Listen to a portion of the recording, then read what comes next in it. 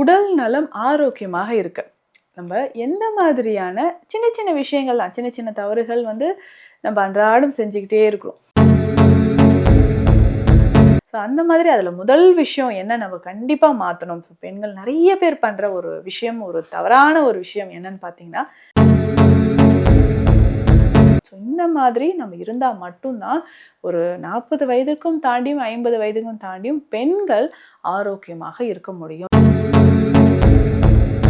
இந்த பதிவுல நான் சொல்லியிருக்கக்கூடிய விஷயங்கள் கண்டிப்பாக இதுல 3-4 விஷயங்கள் கண்டிப்பா எல்லா பெண்களுமே செய்யறதுதான். அதை நம்ம சேஞ்ச் பண்ணிக்கிட்டோம்னா நம்ம உடல் ஆரோக்கியமாக இருக்கும்.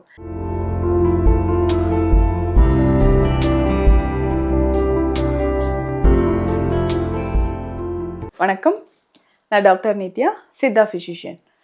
சித்த மருத்துவத்துல சித்தர்கள் சொல்லியிருக்கக்கூடிய நிறைய விஷயங்களை ஒவ்வொரு பதிவுல நம்ம பார்த்துட்டு வரோங்க.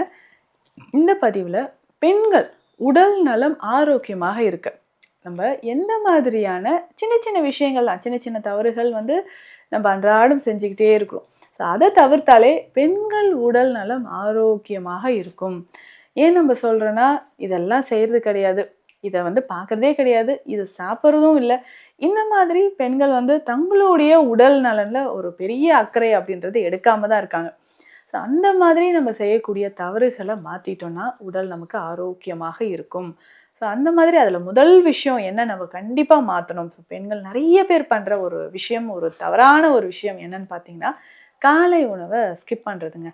பிரேக்ஃபாஸ்ட் அப்படின்னு சொல்ற ஒரு விஷயம் ரொம்ப நேரம் கடந்து தான் நிறைய பேர் சாப்பிட்றது. ஏன்னா வீட்டில் அந்த ஒர்க் இருந்துக்கிட்டே இருக்கு. ஸோ காலையிலேருந்து இந்த ஒர்க்கை நான் பார்த்துக்கிட்டே இருக்கேன், ஸோ எல்லாருக்கும் ரெடி பண்ணி வச்சுட்டு இதை சாப்பிட்றேன்னு சொல்லிட்டு 11 o'clock மதியமே ஆயிடுது. 12 o'clock வரைக்கும் பிரேக்ஃபாஸ்ட் எடுக்காமல் இருக்கிறவங்க நிறைய பேர்.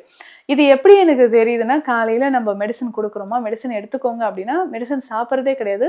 ஒருவேளை தான் நான் நைட் மட்டும் சாப்பிட்றேன், ஈவினிங்கில் அது ஞாபகம் வருது அப்போ தான் சாப்பிட்றேன். ஏன் காலையில் எடுக்கலன்னா, நான் காலைல சாப்பாடு சாப்பிட்றதுக்கே காலையில் பிரேக்ஃபாஸ்ட் சாப்பிட்றதுக்கு 11 o'clock 12 o'clock ஆகிடுது அப்படின்னு சொல்கிறீங்க. நிறைய பேர் பண்ணுற பெண்கள் பண்ணக்கூடிய ஒரு முக்கியமான தவறு இதுதான். அப்போது காலை உணவு தவறாமல் எடுத்துக்கோங்க. உங்களுடைய உடல் நலம் ஆரோக்கியமாக இருக்கணும் அப்படின்னா பிரேக்ஃபாஸ்ட்டை ஸ்கிப் பண்ணக்கூடாது. யாராக இருந்தாலும், ஆண்களும் சரி, பெண்கள், குழந்தைகள், நிறைய பேர் ஸ்கூலுக்கு அப்படியே வெறும் பால் மட்டும் குடிச்சிட்டு அப்படியே ஸ்கூலுக்கு போயிடுறாங்க கிட்ஸு. அந்த மாதிரி இல்லைங்க. பிரேக்ஃபாஸ்ட் கண்டிப்பாக ஹெல்த்தியான ஒரு உணவை சாப்பிட்டுக்கோங்க.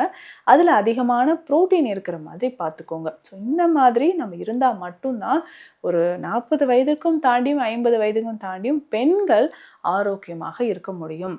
அடுத்து 2வது முக்கியமான ஒரு விஷயம் பண்ணுறது என்னன்னா, இரவு நேரத்தில் லேட்டாக சாப்பிட்றது, ரொம்ப நேரம் கண் விழிச்சு இருக்கிறது. ஸோ இந்த மாதிரியான ஒரு ஹேபிட் இருந்துச்சுன்னா அதையும் நீங்கள் தவிர்த்துக்கோங்க. இரவு உணவு அப்படின்னு சொல்கிறது கட்டாயமாக எப்படி காலையில் நம்ம சரியான நேரத்துக்கு எடுக்கிறோமோ, இரவு நேரத்தில் எடுக்கக்கூடிய உணவும் ஒரு 7:30 8 இந்த டைமில் நம்ம முடிச்சிடணும். ஸோ இந்த டைமில் நம்ம முடிக்கும்பொழுது தான் இரவு நல்லா டைஜஷன் ஆக ஆரம்பிக்கும். ஸோ இரவு உணவு கட்டாயமாக அந்த டைமில் முடிச்சிருங்க. இரவு உணவு எப்படி இருக்கணும், இதுவும் பெண்கள் ரொம்ப கவனமாக இருக்கணும். ஏன்னா காலையில் செஞ்சு வச்சது கொஞ்சம் இருக்குங்க, ஆஃப்டர்நூன் நம்ம செஞ்சு வச்சது கொஞ்சம் மீதம் இருக்குது, இதை நான் சாப்பிட்டுக்கிறேன், இல்லை ஃப்ரிட்ஜில் ஆஃப்டர்நூனே எடுத்து ஃப்ரிட்ஜில் வச்சுட்டேன், அதை எடுத்து நான் திரும்ப ஹீட் பண்ணி சாப்பிட்டுக்கிறேன், இந்த மாதிரியான ஒரு விஷயங்கள் இருக்கும்.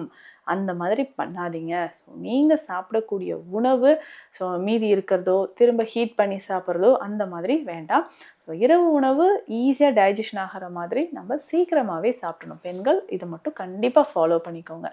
அடுத்து 3வது முக்கியமான விஷயம் என்னென்னா, நீங்கள் சாப்பிடக்கூடிய உணவில் புரோட்டீன், கால்சியம் கண்டிப்பாக அதிகமாக இருக்கணுங்க. அதே மாதிரி அயன். இப்போது மாதம் மாதம் பீரியட்ஸ் நமக்கு போயிட்டே இருக்குது அப்படின்னு சொல்லும்போது அயன், ஸோ உடலில் இருக்கக்கூடிய அந்த இரும்பு சத்து உடலில் நார்மலாக மெயின்டைன் ஆகுதா அப்படின்னு பார்த்துக்கணும். ஸோ அந்த அயன் இரும்பு சத்து கரெக்டாக மெயின்டைன் ஆகும்போது நம்ம உடலில் கரெக்டாகவே நமக்கு பீரியட் சைக்கிள் நார்மலாக இருக்கும். அடிக்கடி டயர்ட் ஆகிறது, இந்த மாதிரி மூச்சு வாங்குறது, இந்த மாதிரியான விஷயங்கள் நடக்காமல் நம்ம பார்த்துக்கலாம். அப்போ நம்ம சாப்பிடக்கூடிய உணவு நல்ல நியூட்ரிஷன் வேல்யூ எப்படி இருக்குன்றத தெரிஞ்சுக்கோங்க. ஸோ புரோட்டீன், கால்சியம், அயன் இது எல்லாமே கண்டிப்பாக அதில் நிறைஞ்சிருக்கணும். ஸோ அந்த மாதிரியான ஒரு உணவாக நீங்கள் எடுத்தீங்கன்னா கட்டாயமாக உடல் நல்லாவே நமக்கு ஆரோக்கியமாக இருக்கும். உடல் ஆரோக்கியமாக இருக்கிறதுக்கு இந்த விஷயங்கள் எல்லாமே நீங்கள் கண்டிப்பாக ஃபாலோ பண்ணிக்கோங்க. அடுத்த முக்கியமான விஷயம் என்னன்னா, இரவு நேரத்தில் உறக்கம். அந்த உறக்கம் வந்து பெண்களுக்கு ஒவ்வொருத்தருக்குமே 6லிருந்து 8 மணி நேரம் உறக்கம் ரொம்ப ரொம்ப அவசியங்க. ஸோ கட்டாயமாக லேட் நைட் நம்ம தூங்குறது, நைட்ல தான் நம்ம எல்லா ஒர்க்கும் பண்ணிட்டு இருக்கிறது. எல்லாரும் தூங்கும்போது இந்த ஒர்க் எல்லாம் நான் முடிச்சிடுறேன். அப்ப காலையில எனக்கு ஈஸியா இருக்குன்ட்டு இன்னும் லேட் நைட்ல நம்ம ஒர்க் பண்ணிட்டு இருக்கிறது. அதே மாதிரி நைட் ஷிஃப்ட் பண்ற நெறைய பெண்கள் வேற ஆப்ஷனே இல்லைங்க அப்படின்னு சொன்னீங்கன்னா, ஒரு குறிப்பிட்ட காலத்தோட அத சேஞ்ச் பண்ணிக்கோங்க. இதனாலேயும் ஹார்மோன் இம்பேலன்ஸ் ஏற்பட வாய்ப்புகள் இருக்கு. அதையும் நீங்க மாத்திக்கணும். அடுத்து முக்கியமாக பெண்கள் கவனிக்க வேண்டிய ஒரு விஷயம் என்னன்னா, உங்களுக்கு ஒயிட் டிஸ்சார்ஜ் இருந்துகிட்டே இருக்கு அப்படின்னா, அதையும் கவனிச்சுக்கோங்க. ஏன்னா, அதிகமான வெள்ளைப்படுதல் பிரச்சனை காலப்போக்குல நம்ம உடல் வந்து ஈஸியா உடல் உருகிக்கிட்டே வர மாதிரி ஆயிடும். அதனால அதற்குமே சீக்கிரமான ஒரு சொல்யூஷன் நீங்க கண்டிப்பா எடுத்தே ஆகணும்.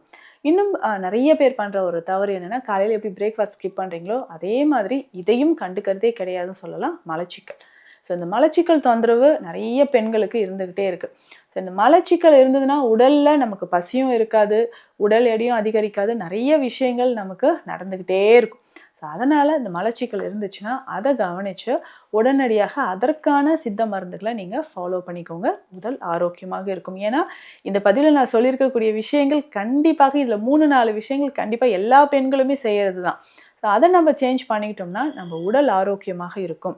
ஸோ இந்த பதிவு உங்களுக்கு யூஸ்ஃபுல்லா இருக்கும்னு நினைக்கிறேன். மீண்டும் அடுத்த பதிவில் சந்திக்கலாம். நன்றி.